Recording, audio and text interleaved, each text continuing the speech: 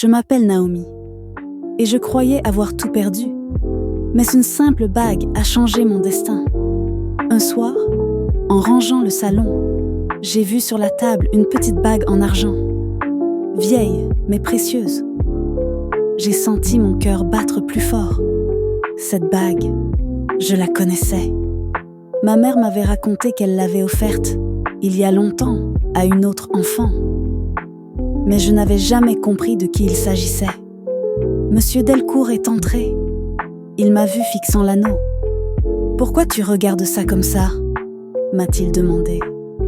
Alors j'ai haussé. J'ai parlé.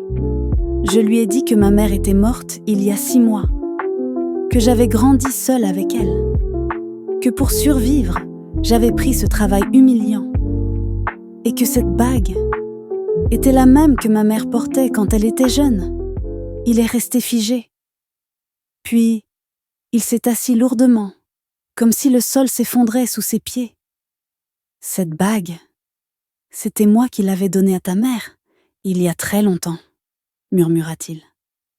Le silence a duré une éternité. Puis il a levé les yeux vers moi et sa voix a tremblé. « Naomi, tu es ma fille. » Mon sang s'est glacé. Mon cœur s'est serré. J'avais envie de crier, de pleurer, de tout comprendre à la fois.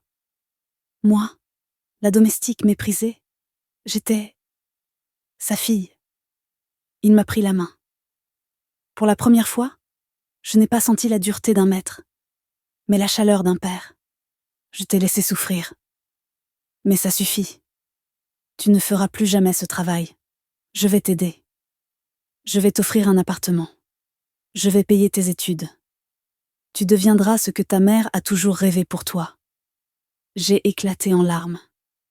Ce soir-là, je n'étais plus une servante. J'étais une fille retrouvée. Les années après, grâce à lui, j'ai pu étudier la médecine. J'ai travaillé sans relâche.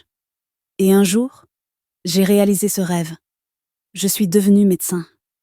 Léa, ma demi-sœur, a grandi aussi. Elle est devenue chirurgienne. Nous avons appris à nous aimer, malgré nos débuts cruels. Et lui, mon père, l'homme autrefois si froid, est revenu vers moi, brisé. J'ai découvert que lui aussi avait souffert, qu'il avait été écrasé, méprisé par sa propre femme, celle qui possédait toute la fortune. Alors, avec Léa, nous lui avons redonné ce qu'il nous avait donné, la dignité, une maison, une nouvelle voiture,